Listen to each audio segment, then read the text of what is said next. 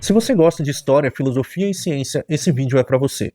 Hoje a gente vai voltar no tempo a cerca de 2.500 anos atrás, no século V a.C., ou antes da Era Comum, se você preferir. Especificamente na Grécia, falando dos filósofos Leucipo e Demócrito. Há quem diga que nesse período os filósofos eram muito mais próximos da própria ciência do que da filosofia.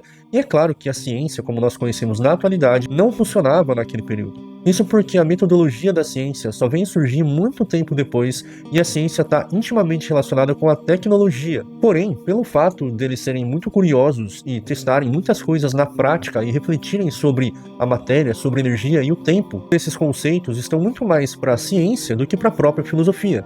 E é justamente sobre isso que nós vamos falar hoje.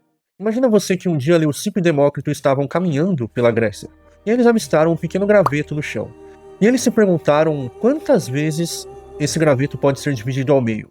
E agora você, sentado aí no seu sofá ou na sua cama, tenta refletir um pouco sobre esse experimento mental, que provavelmente eles devem ter tentado reproduzir. Você pega um pedaço de graveto, corta ele na metade, depois você pega uma das metades e corta na metade de novo. Depois você pega novamente a metade que sobrou e corta na metade. Em algum momento você vai notar que não é possível mais fazer a divisão. Isso porque aquele minúsculo pedaço de matéria, ele está tão pequeno quanto a espessura da lâmina da faca, que não pode mais dividir aquele pedaço. E aí que entra a ideia de átomo, que significaria indivisível, justamente por esse raciocínio que eles tiveram.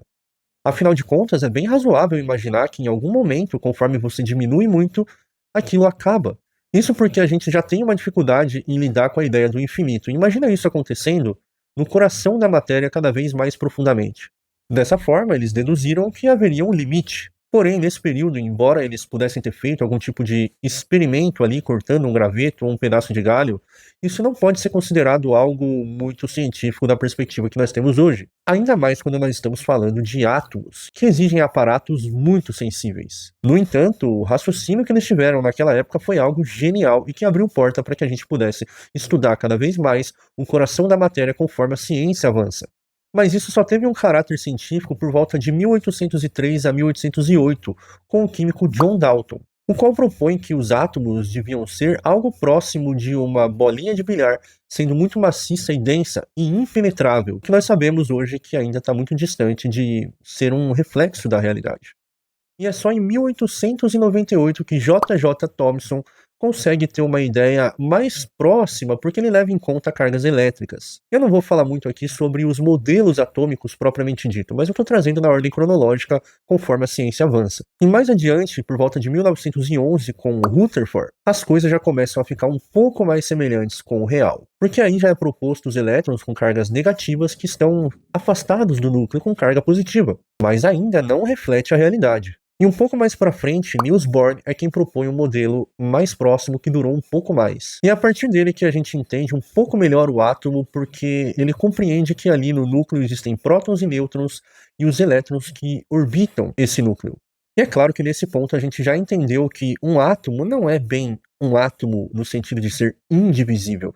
Na verdade, nós podíamos ir muito mais fundo na matéria do que a gente pensava lá atrás na Grécia Antiga. O que significa que existem tijolinhos ainda menores que compõem um único átomo. E agora chegou a parte mais temida do vídeo, que eu preciso tentar falar o nome desse cientista. Aquele lá do gato na caixa, que tá vivo e morto ao mesmo tempo porque ele tá em superposição. Ninguém sabe pronunciar o nome desse cara. Aparentemente a mãe dele só bateu a cabeça na máquina de escrever e o que saiu ela falou é Schrödinger. Foda-se. Enfim, é em 1926 que a gente tem uma noção mais próxima do real sobre o que é um átomo. E só pra gente fazer uma analogia, para você entender a dimensão do átomo, imagina que você tá num estádio de futebol, desses bem grandes e profissionais. Imagina que o meio-campo, ali onde os jogadores colocam a bola para iniciar a partida, seria o núcleo de um átomo, enquanto que as últimas fileiras da arquibancada é onde estão os elétrons, que orbitam o núcleo desse átomo. Então perceba que existe um grande espaço entre o núcleo até os elétrons que o orbitam. E a gente sabe que, assim como no nosso sistema solar, onde o Sol ele compõe mais de 99% de toda a massa do sistema solar, não é diferente com os átomos. Quase que toda a matéria propriamente dita está no núcleo dos átomos. Só que os núcleos, eles não se tocam de fato, porque a nuvem de elétrons que circundam o seu núcleo, elas se repelem, o que significa que a matéria mesmo, de fato, ela nunca se toca. Isso tem uma implicação assombrosa. Isso significa que, se nós e todas as matérias que nós conhecemos são compostas por átomos, logo a matéria, como eu, você, livros, cadernos e carros, temos muito mais vazio no nosso corpo do que matéria propriamente dita. O que significa que, se fosse possível retirar todo o espaço vazio de você, você seria muito, mas muito menor do que um único grão de areia. E para finalizar esse vídeo, eu vou deixar uma cena da série Cosmos, do Neil deGrasse Tyson, falando exatamente sobre isso. Não esquece de deixar o seu like e me seguir caso você não me conheça. Tamo junto e até a próxima. Na vida cotidiana em nosso mundo, na escala dos átomos, objetos materiais nunca se tocam. Cada átomo tem um núcleo minúsculo no centro, cercado por uma nuvem de elétrons com linhas de força.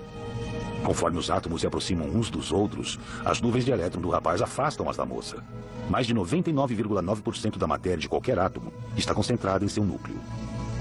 O núcleo é cercado por uma nuvem de elétron que produz um campo de força invisível e funciona como um amortecedor.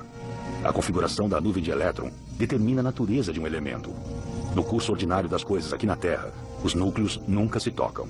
Temos uma sensação de toque, mas são apenas nossos campos de força invisíveis, se sobrepondo e se repelindo.